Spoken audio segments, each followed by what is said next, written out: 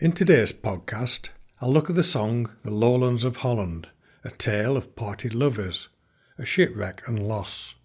I'll explore its background and printing history, sing samples of the tunes associated with the song, and end on a full performance. My love, he built a bonny ship and sent her on the sea, with 70 brave mariners to bear her company.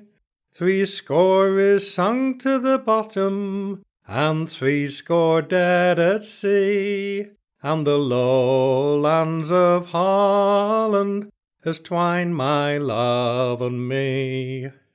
My love has built another ship and set her on the main, and none but 20 mariners are to bring her home again.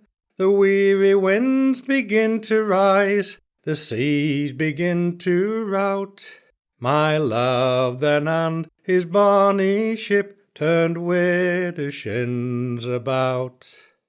There shall no coif come to my head, nor comb in my hair. There shall neither coal or candle light shine in my bower fair, nor shall I love another one until the day I die. For I never loved a love but one, and he's drowned in the sea. That tune was collected by J. Oswald in 1742, and the words were collected by Joseph Ritson. Both tune and words were printed in 1794 in Joseph Ritson's collection Curious Scots Songs. Early versions of the song have the narrator reflecting on her love, who is a sailor. He commands a ship which has 70 of mariners. The ship is sunk by a tempest. The survivors build another ship, which is also sunk in a storm. The young woman laments the loss of her love and vows never to love another man. The song is thought to be linked to an earlier ballad, Bonnie Be Hom, but apart from some common verses which were used in the writing of the Lowlands of Holland, there is little to support the theory. The song seems to have started its life in the early 1700s and evolved, taking on new references and scenarios. It's quite possible that the song was in circulation before the Lowlands of Holland reference was added. The early versions were probably concerned with trade or possibly privateering. In the early 1600s, the English desired control of goods from the Eastern Americas and allowed privateering under letters of marque to give the guise of protecting English interests. Early versions do not give any reference to war as a basis for the ship to sail, nor does it refer to the sinking of the ship due to military action. Some of the early broadsides, such as The Sorrowful Lover's Regret or The Lowlands of Holland, have a verse that refers to Galway as the residence of the characters of the ballad. This reference often occurs in Scottish and Irish versions of the song. Galway is a major port on the west of Ireland. During the 17th and 18th centuries, Galway was a powerful and important trading centre covering the Mediterranean countries and the eastern coast of America. Prior to the English Civil War, the city gave its allegiance to England. This might account for the Galway reference, but of course, this is only speculation. Yesterday I married a wife, last night we went to bed, and along there came a sea captain and stood at my bed head, saying, arise, you married man, and go along with me. To the Lowlands of Holland we'll fight and never flee. I will build my love a gallant ship, a ship of noted fame, with 24 seamen bold to box her over the main. To box her over the main, she cried, most glorious to behold. In the lowlands of Holland, he's a jolly sailor bold.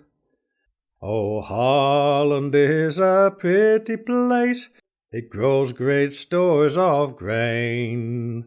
Holland is a pretty place, where my love do remain.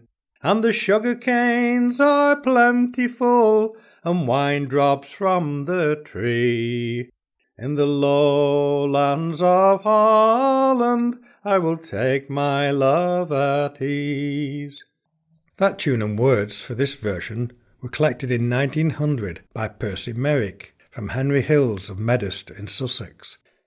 During the early 17th century, the Dutch were a powerful nation with a strong naval force. Britain began to build its own naval force in the second half of that century, whilst the Dutch were beginning to downsize. England and Holland were in conflict in 3 separate wars during the second half of the 17th century. The cause of the wars was due to a mix of religious and political differences. Within these differences was England's desire to gain control of the Dutch colonies in the West Indies and the colonies in Eastern America known as New Holland, which covered the area from New England to Virginia. A fourth Anglo-Dutch conflict took place in 1780 to 1784 and may have revived the song amongst the singers. The song was rewritten, bringing in reference to the press gang and generally slimming down the wordage, and made more reference to the Lowlands of Holland. Later versions of the song collected in the south of England in the early 1900s tell of a young woman whose lover has been pressed into service to fight in the Lowlands of Holland. Just when my love was to marry me, that night he lay on his bed. The captain came to his bedside, these words to him he said. Arise, arise from your sleep, young man, and come along with me, to the lowlands of Holland, to face your enemy. Says the mother, dearest daughter, what makes you to lament? There are dukes and lords and squires who can ease your heart's content. But till the day that I shall die, I'll never married be, since the lowlands of Holland departed me love and me. There's not a swathe goes round my waist, nor comb goes in my hair. Neither firelight nor a candlelight can ease my heart's despair. Until the day that I shall die, a maiden I shall be, since the lowlands of Holland departed me love and me. That tune and words were collected by Cecil Sharp in August 1905 from Robert Dibble of Bridgewater in Somerset. The use of press gangs to force the male population to serve on board naval vessels was first started in 1664 and continued during the various wars into the 19th century. These later versions also seem to refer to the Dutch colonies in America, with the verse, "Oh, Holland is a wondrous place, and in it grows much green. It's a wild inhabitation for my love to be in. The sugar cane grows plentiful, and fruit on every tree. But the lowlands of Holland are between my love and me." She asks her father to build her a boat so she might find him. Then she hears that her love has drowned. In earlier versions, she laments her loss. In some later versions, she runs her own ship onto the rocks. Whether the song Lowlands of Holland referred to actual conflicts during the war is unclear. There are several broadside printings of the song during the late 18th and early 19th century. The first printing of a tune was in a collection of Curious Scots Tunes, edited by James Oswald in 1741. It was later reprinted with a text collected by Joseph Ritson in the collection named Scottish Songs. I sang this version at the beginning of this podcast. A version of the song with a tune was printed in the Scots Musical Museum, Volume 2, in 1788. The love that I have chosen, I'll therewith be content. The salt sea shall be frozen before that I repent. Repented shall I never until the day I die. But the lowlands of Holland have twined my love and I. My love lies in the salt sea, and I am on the side. Enough to break a young thing's heart that lately was a bride, that lately was a bonny bride, and pleasure in her eye.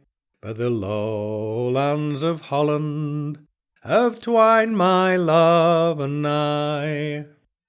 There shall no mantle cross my back, no comb go through my hair. Neither shall coal or candlelight shine in my bower fair, nor shall I choose another love until the day I die, since the lowlands of Holland has twined my love and I. The fact that the early versions were collected in Scotland does not mean that the song is Scottish in origin. The early ballad and song collectors tended to concentrate their search in Scotland under the misapprehension that there were no songs or ballad tradition in England. The song was well known in southern England when the collectors from the Folk Song Society began their work. The words tended to be variations of the later broadside text. The song was collected in Ireland by P. W. Joyce and printed in 1905 in Ancient Irish Music, and by Herbert Hughes in his 1915 collection Irish Country Songs. The tune is common to both, and is the tune commonly sung by later Irish singers such as Bridget Tunney and Tim Lyons. This Irish tune is often heard in English folk clubs after Martin Carthy recorded the song in 1966 using this fine Irish tune. The Lowlands of Holland was also collected in the USA and Australia. This is a great song to sing with a number of varied tunes, and well worth exploring for a good version that fits repeated performance. I will end this podcast with a version of Lowlands of Holland using its well-known Irish tune as printed both by P. W. Joyce and by Herbert Hughes. Last night I was married, and on my marriage bed up came a bold sea captain, and he stood at my bedhead, saying, arise, you married man, and come along with me to the lowlands of Holland to fight your enemy.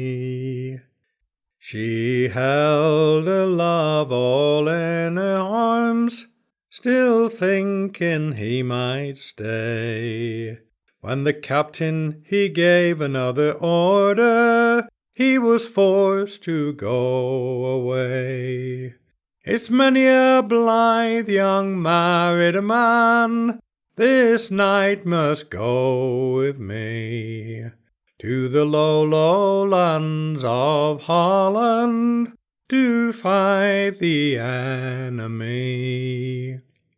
Oh, Holland is a wondrous place, and in it grows much green. It's a wild inhabitation for my love to be in. The sugar cane grows plentiful, and there's fruit on every tree. But the lowlands of Holland are between my love and me. No shoe, no stocking I'll put on, no comb go in my hair, and neither coal nor candlelight shine in my chamber fair. Nor will I wed with any young man until the day I die, since the lowlands of Holland are between my love and I.